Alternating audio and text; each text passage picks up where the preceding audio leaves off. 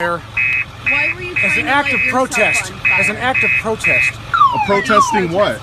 Protesting the fact that we've elected somebody who is completely incapable of respecting the Constitution of the United States. Okay, so you have to give it to the protesters of Vietnam, in Vietnam particularly. They actually set themselves on fire successfully. This dude couldn't even set himself on fire successfully. So Darwin nearly accomplished his mission, but apparently when you're too stupid to actually set yourself on fire successfully, you don't take yourself out of the gene pool. So this dude tried to set himself on fire, but being a good leftist is incapable of actually immersing himself in fire. He's of self-immolating. His self-immolation was as much of a failure as Hillary's campaign. So well done there, sir. Other lefties who are very upset. Snoop Dogg is very upset that he may not be invited to the White House to toke. And so he's threatening any black performer who performs at the inauguration. He's saying that he will bring the vast wealth of his rage down upon their benighted heads. Here is Snoop Dogg,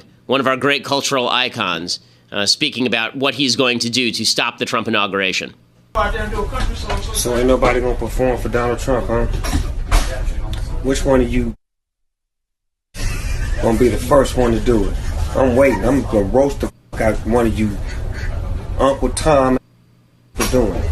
Which They're one all of you Uncle is gonna do it Toms. first? He's going to roast him. The one that performs for himself.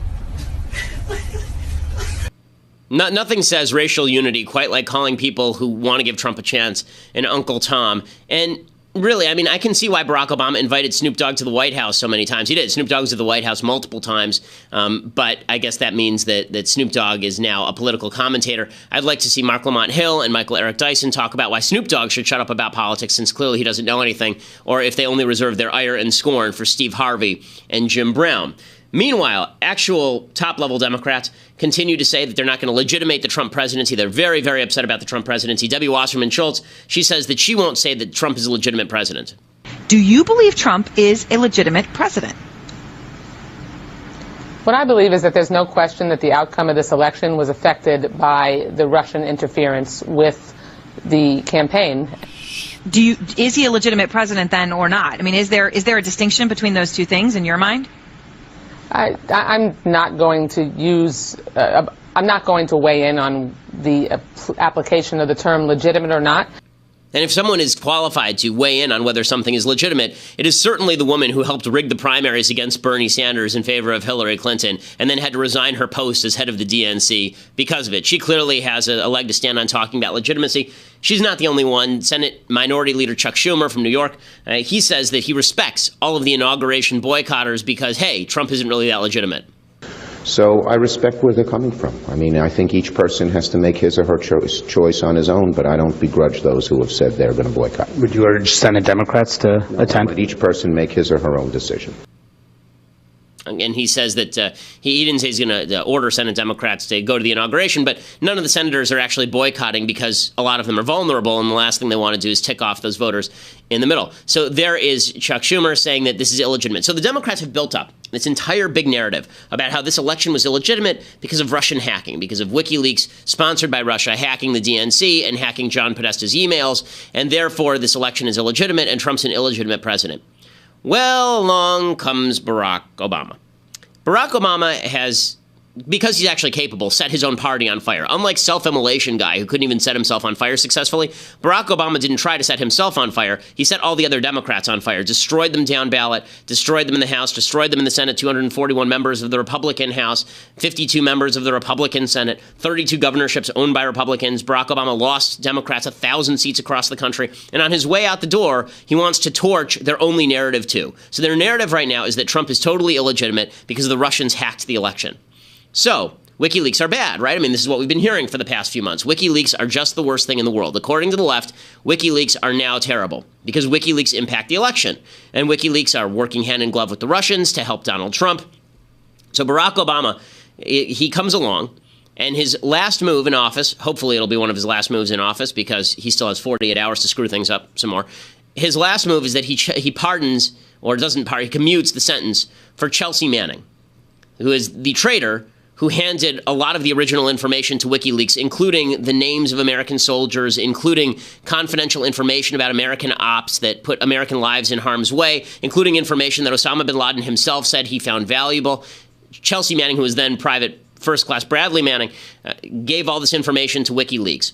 And Barack Obama was the guy who was actually in office when Bradley Manning was put in jail. Then, of course, Bradley Manning decides that Bradley Manning is transgender. Bradley Manning believes that he's a woman now, and so he calls himself Chelsea Manning. So I call him Chelsea Manning now because it is possible in America and everywhere else to change your name. It is not possible to change your sex. So he's a man, and his name is Chelsea Manning if he wants to be called Chelsea Manning, just like Caitlyn Jenner is a man who calls himself Caitlyn Jenner. So just to put the transgender stuff to the side for a second. Here is the problem for Barack Obama. So the entire left has now made this case that WikiLeaks is the worst thing that ever was in the history of mankind. It's terrible, terrible, terrible, terrible. They impacted the election. They've destroyed everything. And then along comes Obama, and he says, oh yeah, the WikiLeaks guy, the one who's in jail and endangered American national security and put American soldiers in harm's way? Yeah, I'm going to let him out. So WikiLeaks is okay as long as it endangers American soldiers, but it's not okay when they're hacking John Podesta's emails about spirit dinners, about spirit cooking. Right? That's when WikiLeaks becomes bad. It exposes the entire Democratic routine about how terrible WikiLeaks is when he is releasing the WikiLeaks guy. He's releasing one of the lead WikiLeakers, and his excuse for doing so is really ridiculous. He says Manning feels bad about what Manning did, which is insane. Watch how long that lasts. In 2 seconds, Manning will be hired by New York University probably to lecture about terrorism and war. He'll become a professor. And talk about. He'll be Bill Ayers. Right? This is not a situation where Chelsea Manning is somehow really, really sorry about what Chelsea Manning did here. That's ridiculous. They also said that Chelsea Manning had served part of his sentence. It was a 35-year sentence. He served 7 years. But really what this was about in large part was the fact that Chelsea Manning was transgender. So the left values transgender politics above all else. LGBT politics matter more than anything else. It's literally a get-out-of-jail-free card in this particular scenario. So Chelsea Manning has had some hormone treatments. I don't believe Chelsea Manning has had the snip, but I think Chelsea Manning has had the hormone treatments, and that means that Chelsea Manning must be let out of prison, lest Chelsea Manning be in a men's prison and be a man who thinks he's a woman. That would be absolutely terrible, so the left wants to let Chelsea Manning out of prison. And this, of course, undercuts the entire Democratic case. So they're saying Trump's illegitimate because of WikiLeaks. But WikiLeaks is so not a problem that we can release the WikiLeaks guy. It shows the hypocrisy on the part of the left. Now, there's hypocrisy on the right, too. So the right has determined that Julian Assange is a hero now. Sean Hannity wants Julian Assange pardoned. Sean Hannity thinks Julian Assange is wonderful now. So is Sean Hannity all that mad about Chelsea Manning being let out of prison? Is Sean Hannity, and what excuse does he have if he is angry that Chelsea Manning was let out? So it's okay when people are hacking American institutions like the DNC, but bad when they're revealing secrets about the Army? Is that the way this works? There's a lot to toss over here. And then we have to get to what is Barack Obama's actual true motive in all of this. And we'll get to that in just a second. But first, we have to say thank you to another one of our advertisers. This, of course, is Ring. So I've talked about the Ring of Security Kit and what Ring does for me. We use Ring at home all the time. We have this put on our front gate, and it's fantastic. It means that we can always check to see who's dropping off a package. We have security concerns, and we've had a lot of death threats, and Ring helps us deal with that because a lot of the people who are there to burglarize the house or who are there to do something nefarious, first of all, there's a camera on the property. Second of all, a lot of them ring the doorbell to see whether you're home or not. And what Ring does is it rings to your phone. So you can act like you're home or you can see who's there. You have an eye on your property at all times. They also have an advanced motion detection technology that comes with the Ring of Security Kit. And it includes a Ring video doorbell for the front door and a Ring stick-up cam and the wireless weatherproof HD camera, which keeps an eye on other parts of your property. As I say, I have a wife and 2 kids under 3 at home, and so I'm vastly interested in security. Ring helps me feel secure. I've bought extra Ring products for my house because I think that Ring is such a good product. Go to ring.com/Ben right now, and if you do, you get $150 off your kit, which is a pretty good deal. Ring.com/Ben for $150 off your kit. It helps prevent home burglaries. It helps ensure that your property is safe at all times. You can always keep an eye on who's there. Ring.com/Ben for $150 off your security kit, and to thank them for sponsoring our show. Okay, so I want to get to President Obama's actual motive in all of this. What does Obama want from the Chelsea Manning pardon? So I think that Barack Obama is vastly interested in just undermining the national defense of the country. I really think that President Obama does not believe that the national defense of the country is as important as the social justice that he pursues. This is why he's used the Department of Defense as a sort of testing ground for various social justice theories. I'm getting all sorts of emails, by the way, from soldiers the last couple of days who are saying that they're being trained on this new transgender policy put in by President Obama, and it basically says that soldiers have no right to privacy, that now if you have a man who's in the female bathroom, that all the women just have to deal with it. Okay, this is Barack Obama not attempting to make the military stronger. It's Barack Obama attempting to use the military as a sort of laboratory experiment for his politics.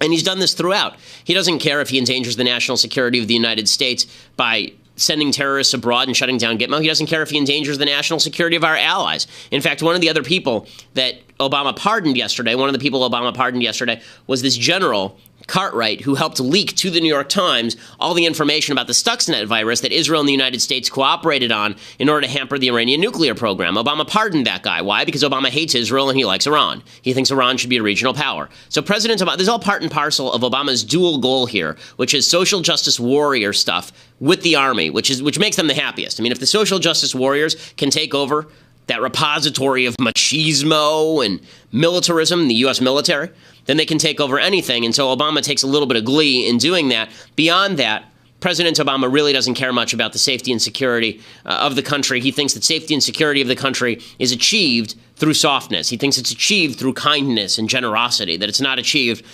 by being the scariest guy on the block, which, of course, is idiotic.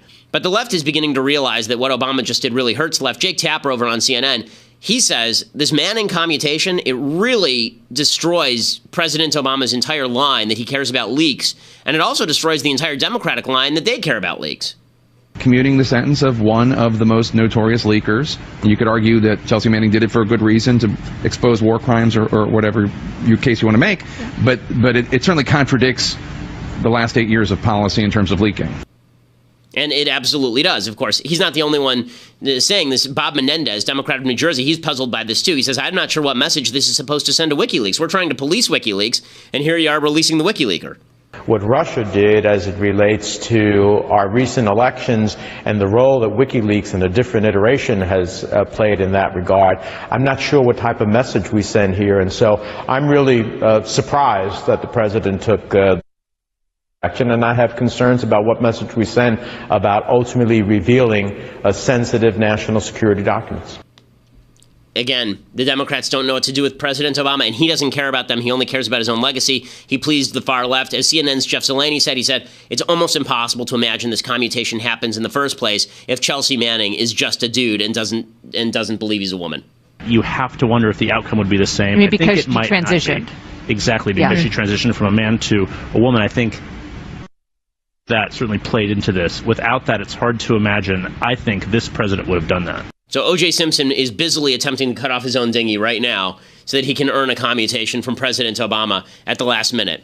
If only Julian Assange had decided that he was a woman and gotten some boob implants, then maybe President Obama would consider letting him off the hook as well. We have to break here at Facebook and YouTube, but we have much more coming up about the inauguration. We have a lot more coming up about Vladimir Putin and about delusional Democrats.